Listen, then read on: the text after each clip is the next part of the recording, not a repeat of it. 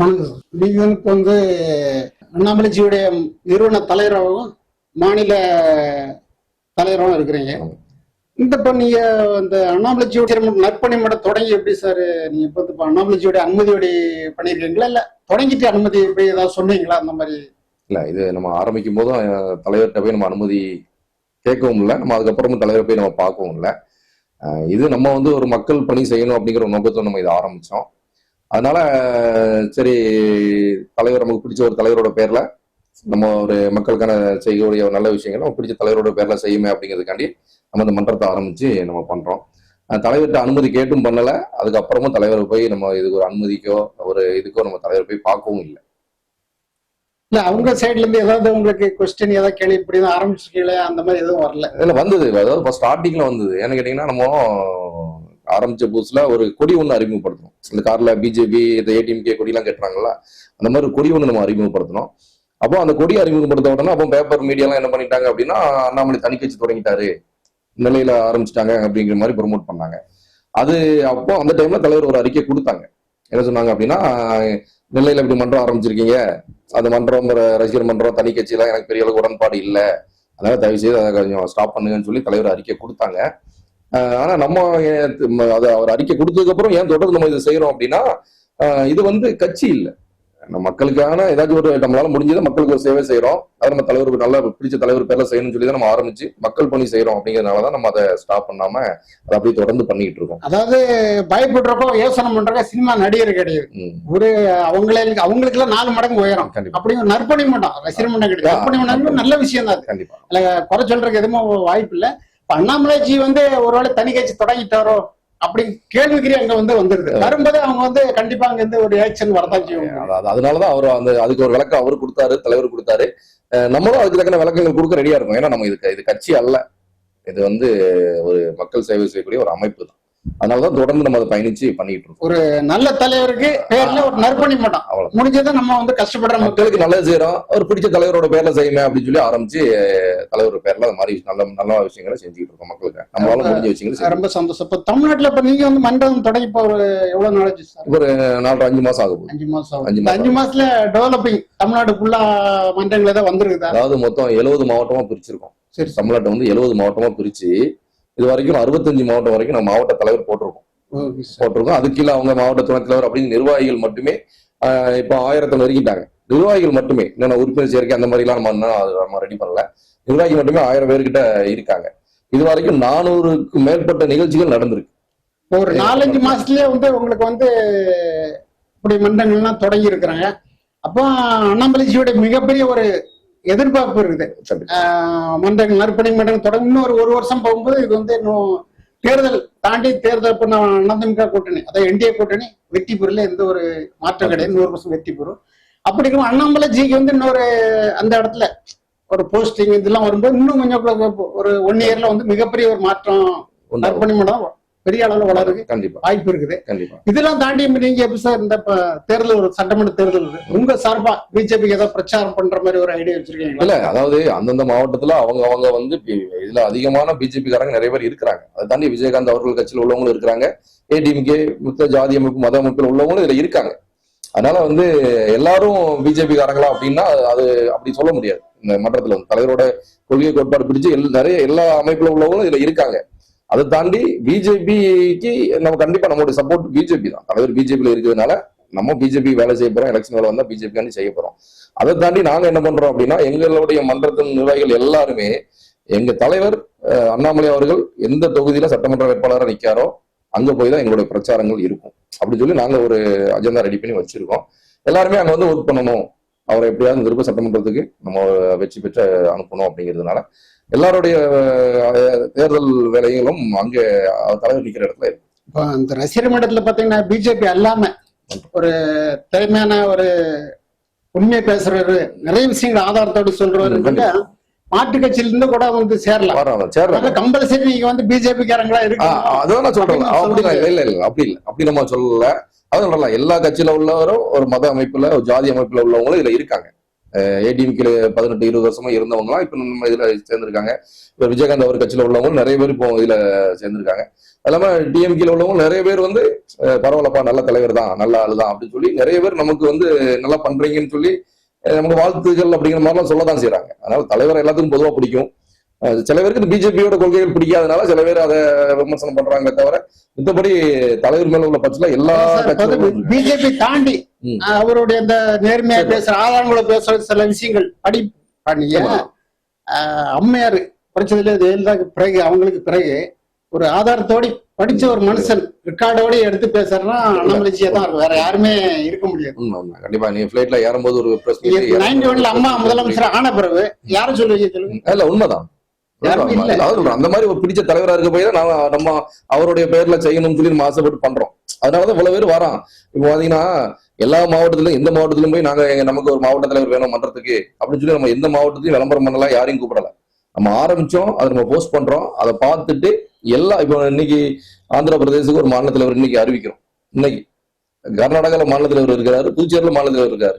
அது மாதிரி எல்லா பக்கமும் இருந்து எங்களுக்கு போன் பண்ணி நாங்களும் இதுல இணைஞ்சு பயணிக்கணும், தலைவருக்காண்டி நானும் ஏதாவது செய்யணும் அப்படின்னு சொல்லி அவர் மேல உள்ள ஒரு அன்புனால, அவரை பிடிச்சு அவர் மேல உள்ள நம்பிக்கைனால நிறைய பேர் வந்து அவங்களா வந்து வண்டனா வந்து சேர்றாங்க. சேர்ந்து நிறைய விஷயங்கள் நல்ல விஷயங்கள் பண்ணவும் செய்யறாங்க. பல இதுகளை பாத்தீங்கன்னா என்னதான் பிஜேபி எதிர்கட்சியா இருந்தாலும் கூட அண்ணாமலைஜியோட பல குற்றச்சாட்டுகள் அவங்க கூறிக்கிட்டாலும் கூட அவங்க இருக்க பேக்ரவுண்ட் அரசியலுக்காக ஆனா மீடியா பேட்டின்னு சொல்லும் ஒரு 50-100 பேர் மீடியாக்காரன் வந்து வைக்கிறாங்க. எந்த தலைவருக்குமே நீங்க பாத்துக்க முடியாது. அதாவது ஒரு பொதுக்கூட்டம் போட்டா ஒருத்தர் ஒரு கட்சிக்காரன் பொதுக்கூட்டம் போடுறான்னு வைங்க, அப்ப எவ்வளவு மீடியா வருமோ இவர் சாதாரண பிரஸ் மீடியா அவ்வளவு மீடியா வருது இல்லைங்களா? உண்மைதானே? ஏன்னா அவர் பேசுற விஷயங்கள் அப்படி ஏன்னா நீ மீடியாவுக்கு பயங்கரமான ஒரு நல்ல கிரேஸ் ஒரு எப்படி அவங்களுடைய டிஆர்பி ஏறணும் அப்படின்னா தலைவரோட பேட்டி வச்சுதான் அவங்க இன்னைக்கு நிறைய மீடியாக்களை இயங்குது சொல்ல போனா. அப்படி ஒரு சிச்சுவேஷன் இருக்கு.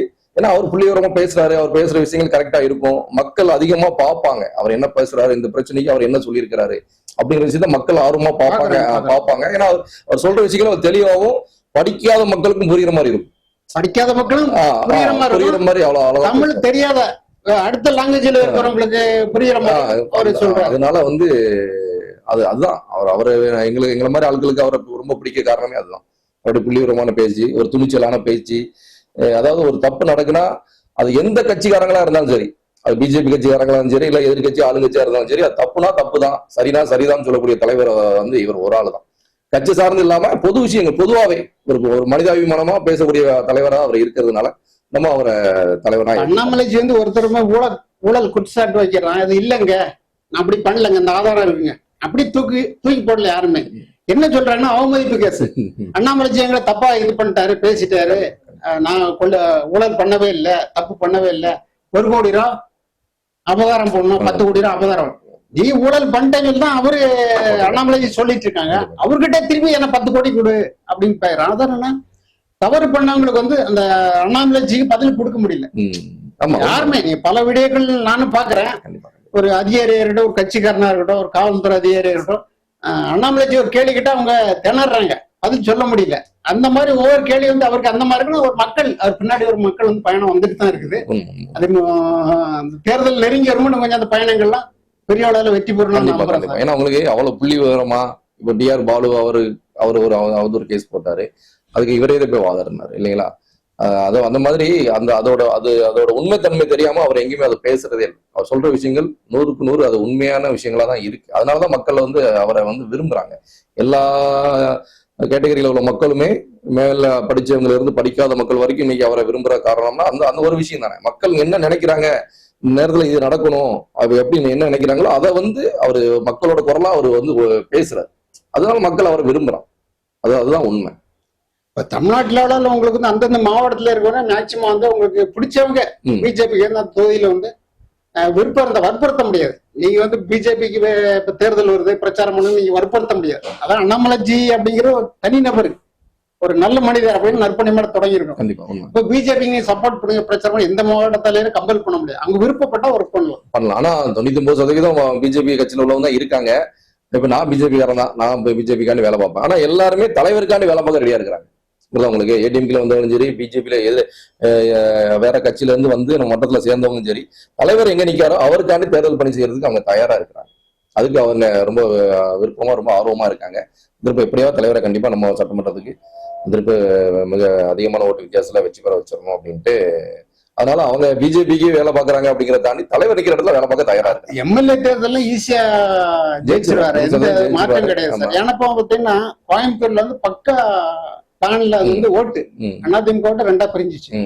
அதனாலதான் அந்த தோல்வி வந்து நமக்கு கருத்து கணிப்புல பிஜேபி தான் வெற்றி பெறும், அண்ணாமலை தான் வெற்றி பெறுவார்னு சொன்னாங்க. இருந்தாலும் அந்த ஓட்டு வந்து 2ஆ பிரியும் போது அங்க வந்து திமுக வந்து விண்மனோட சூழல் வந்து இப்ப எம்எல்ஏ தேர்தலும் அண்ணாமலை வந்து சாதாரண ஈஸியா ரொம்ப ஈஸியா ஜெயிக்கிற வாய்ப்பு, அதிகமான ஓட்டு வித்தியாசத்துல ஜெயிப்பாரு, அதுல எந்த ஒரு மாற்று கருத்து இல்லை. இப்ப நீங்க இப்ப நெக்ஸ்ட் இந்த நற்பணி பணம் சார்பாக இந்த வந்துட்டு ஒரு 4-5 மாசத்துல வந்து மக்களுக்கு ஏழப்பட்ட மக்கள் ஏதாவது உதவிகளை எப்படி என்ன முறையில செய்யறாங்க? அதாவது தையல் மிஷின் வாங்கி கொடுக்கறது, அந்த மாதிரி மக்களுக்கு தேவையான விஷயங்கள் தான். நம்மளால முடிஞ்ச விஷயங்கள் என்ன செய்ய முடியுமோ அது மாதிரி. அதாவது 1 லட்சம் மரக்கன் தமிழ்நாடு ஃபுல்லாவே கொடுக்கணும் அப்படின்னு சொல்லி ஒரு திட்டத்தை ஆரம்பிச்சு எங்க மன்றம் சார்பா எந்த நிகழ்ச்சி நடந்தாலும் சரி அந்த நிகழ்ச்சியில மரக்கன் நாங்கள் மரக்கன் கொடுக்குறோம். அந்த மாதிரி அது தொடர்ந்து நடந்துட்டு இருக்கு. அதை தாண்டி ரத்த தானம், ரத்தம் கொடுக்கறது, அந்த மாதிரி விஷயங்கள். அப்புறம் அதை தாண்டி அப்புறம் முதியோர் இல்லங்களுக்கு அவங்களுக்கு தேவையான பொருட்கள் கொடுக்குறது, படிக்கிற பிள்ளைங்களுக்கு அந்த மாதிரி தேவையான பொருட்கள். சிலவங்க இந்த ஸ்கூல்ல படிக்கணும் ஆசையா இருக்குது, ஏதாவது சப்போர்ட் பண்ண முடியுமா அந்த மாதிரி ஃபீஸ் கட்ட முடியாதவங்களுக்கு ஹெல்ப் பண்றது, அந்த மாதிரி விஷயங்கள் வந்து எல்லா மாவட்ட தலைவருமே அவங்களால முடிஞ்ச விஷயங்கள் முடிஞ்சதை அவங்க செய்யறாங்க. இப்ப நம்ம வந்து எல்லா மாவட்டத்திலுமே இந்த நீ ஒரு நிகழ்ச்சி இவ்வளவு பெருசா பண்ணணும், இவ்வளவு இதா பண்ணணும்னு சொல்லி நம்ம சொல்ல மாட்டோம். அவங்களோட பொருளாதாரத்தை பொறுத்து அவங்களால என்ன பண்ண முடியுமோ அதை நீங்க பண்ணுங்க, தலைவரோட பேர்ல அதை நீங்க சிறப்பா பண்ணுங்க அப்படின்னு சொல்லி நம்ம சொல்றோம். இது வரைக்கும் 400க்கும் மேற்பட்ட நிகழ்ச்சிகள் தமிழ்நாடு ஃபுல்லா நடந்திருக்கு. நீங்க வரும்போது பாருங்க, டிஸ்பிளேல வச்சிருப்பேன், அந்த சைட்ல வெளியே பாருங்க 2 போர்டு இருக்கும். அந்த போர்டுல பாருங்க என்னென்ன நிகழ்ச்சி நடந்துச்சுன்னு சொல்லி எல்லாமே பட்டியல் போட்டு வச்சிருக்கோம். அந்த 4 மாசத்துல 400 நிகழ்ச்சிக்கு மேல நடந்திருக்கு, தொடர்ந்து நடந்துட்டு இருக்கு. இப்போ வர 8ஆம் தேதி உலக மகளிர் தினத்து அன்னைக்கு துப்புரவு பணி செய்யக்கூடிய அந்த சகோதரிகளை கூப்பிட்டு அவங்கள கௌரவப்படுத்தணும்னு சொல்லி தமிழ்நாடு ஃபுல்லா பண்ணணும்னு சொல்லி நம்ம ஒரு நிகழ்ச்சி வைக்கணும்னு சொல்லி சொல்லியிருக்கோம். அது தமிழ்நாடு ஃபுல்லா எல்லா மாவட்டத்திலும் நடந்துடும். இப்ப தேர்தல் நெருங்கிட்டே ஒரு போராட்டம், ஆளுங்கட்சியோட தவறான செயல்பாடுகளை பத்தி நீ போராட்டம் பண்ண முடியாது. இப்ப டைம் இல்லை, அதுக்குள்ள டைம், ஏன்னா தேர்தல் நெருங்கிட்டு இருக்கு, பண்ண முடியாது. அந்த மாதிரி நீங்க வந்து ஏதாவது பண்ணிருக்கிறீங்களா? இல்ல நாங்க வந்து கட்சி போராட்டங்கள், ஆர்ப்பாட்டங்கள் அந்த மாதிரி விஷயங்கள் பண்ணல. ஆனா நிறைய மாவட்டங்கள்ல வந்து மக்களுக்கு தண்ணி இல்ல, குடிக்கிறதுக்கு தண்ணி வரல, இந்த டாஸ்மார்க் இந்த இடத்துல இடைஞ்சலா இருக்கு அப்படின்னு சொல்லி நம்ம கலெக்டர்கிட்ட பெட்டிஷன் கொடுக்குற மாதிரி அந்த மாதிரி நிகழ்வுகள் நிறைய நிகழ்வுகள் நடந்திருக்கு. அந்த மாதிரி சட்ட ரீதியான இதை நமக்காண்டி மக்களுக்காண்டி நம்ம என்ன செய்ய முடியுமோ அந்த மாதிரி நிகழ்வுகள் வந்து எல்லா மாவட்டத்திலுமே வந்து பண்ணியிருக்காங்க. அது நடந்துகிட்டு தான் இருக்கு தொடர்ந்து. ஆனா நம்ம வீதியில இறங்கி போராட்டம், ஆர்ப்பாட்டங்கள் அந்த மாதிரி விஷயங்கள் நம்ம முன்னெடுத்து பண்ணலாம். நற்பணி மட்டும் நல்ல விஷயத்துக்கு நம்ம ஏதாவது உதவி கேட்டாங்க செய்யறோம். அந்த மாதிரி மேற்கொண்டு ஏதாவது ஆதரவு யாராருக்கு என்னென்ன சின்ன ஆதரவு நம்ம பண்ணி கொடுக்குறோம். அவ்வளவுதான். நல்ல மனுஷனுக்கு ஒரு நற்பணி, அதையெல்லாம் தாண்டி அரசியல் போராட்டங்கள் அரசியல் பண்ணல. அதாவது நம்ம இது ஒரு அரசியல் அமைப்பா கொண்டு போகல, இது நம்ம ஒரு மக்கள் சேவை செய்யக்கூடிய ஒரு அமைப்பா கொண்டு போறதுனால அது பண்ணல. ஆனா மக்கள் அவங்க உரிமைக்காண்டி நடக்கிற போராட்டங்களை நாங்க கலந்துக்கணும். மக்கள் இப்போ இந்த டாஸ்மார்க் கடை எடுக்கணும்னு சொல்லி மக்கள் ஒரு போராட்டம் பண்ணாங்கன்னா அதுல போய் நாங்க கலந்துக்கிடுவோம். அது மாதிரி இந்த ரோடு சரியில்லைன்னு சொல்லி மக்கள் ஒரு போராட்டம் பண்ணாங்கன்னா அதுலயுமே மற்றத்து சார்பாக போய் கலந்துக்கிடுவோம். அந்த மாதிரி நிறைய பேர் வந்து அரசியல பாத்தீங்கன்னா பகுதி நேர ஊழியர், இந்த டெம்பரரி வேலை, இந்த மாதிரி போராட்டம் நிறைய பேர் பண்ணிட்டு இருக்காங்க. அது ஒரு போயிட்டு எல்லாமே என்னதான் இருந்தாலும் எல்லாமே ஒரு மாசம் 2 மாசம் தெரிஞ்சிடலாம். அது மாதிரி எல்லாமே வந்து மாறி வைக்க வாய்ப்பு இருக்குது. இப்ப அதையும் தாண்டி நீங்க வந்து இப்போ வந்து நம்ம தென் மாவட்டம் மதுரைக்கு இங்க கன்னியாகுமரி, தென்காசி, விருதுநகர் எல்லா மாவட்டம் வந்து ரசிகர் மண்டலம் தமிழ்நாடு ஃபுல்லாவே இருக்குண்ணே. சென்னையில இருக்கு, தஞ்சாவூர், எல்லா மாவட்டத்திலயுமே மாவட்டத்துல நாங்க போட்டோம். கன்னியாகுமரி அந்த மாதிரிதான், கன்னியாகுமரி கிழக்குமே இருக்கு, இப்ப நெல்லையில வடக்கு தெற்கு, அந்த மாதிரி எல்லா மாவட்டத்திலயும் நாங்க போட்டிருக்கோம். அது கீழே அவங்க நிர்வாகிகளும் போட்டோம். அரசியல் கட்சி மாதிரி எத்தனை மாவட்டம் இருக்கு அந்த மாதிரி இருக்கு. அதே மாதிரி இப்ப நாங்க அணிப்பிரிவு எல்லாம் போட்டிருக்கோம். இளைஞரணி மாவட்டத்தில் போட்டிருக்கோம், மகளிர் அணி மாவட்டத்தில் போட்டிருக்கோம், வழக்கறிஞர் பிரிவு போட்டிருக்கோம். ஏன் அப்படிலாம் பண்றோம் அப்படின்னு கேட்டீங்கன்னா, நிறைய பேர் ஜாயின் பண்ணி நம்ம கூட சேர்ந்து செய்யணும்னு வராங்க. சரிப்பா, அவங்களுக்கும் நம்ம ஒரு அங்கீகாரம் கொடுக்கணும் அப்படிங்கிறதுக்காண்டிதான் சரி எல்லாத்துக்குமே சின்ன பொறுப்புகள் கொடுத்து அவங்க ஒரு ஆர்வமா வேலை பார்க்கணுமே அப்படிங்கிறதுக்காண்டி நம்ம அதை கொடுத்தோம். இன்னும் டெய்லி 100 பேர் போன் பண்ணி நாங்களும் சேர்ந்து பயணிக்கிறோம்னு சொல்லி டெய்லி போன் வந்துகிட்டே தான் இருக்கும். பொறுப்புகள் நிறைய இருக்கு சார். பாத்தீங்கன்னா வியாபார ரீதியா வர்த்தக அணி, விவசாய அணி, மெடிக்கல் இது, மருத்துவ இது, பழைய பொறுப்புகள் இருக்கு. அப்போ அந்த நீங்க சொன்ன இந்த பொறுப்புகள் கொடுக்கும், இன்னும் 10 பேர் ஒரு நமக்கு ரசிகர் நற்பணி மட்டும் வளரும், அவங்களும் ஒரு சந்தோஷமா இருப்பாங்க. அதுதான் எல்லாம் தலைவரோட மேல உள்ள ஒரு அன்புல கண்டிப்பா அதெல்லாம் நிறைய பேர் வந்து ஜாயின் பண்ணதான் செய்யறாங்க.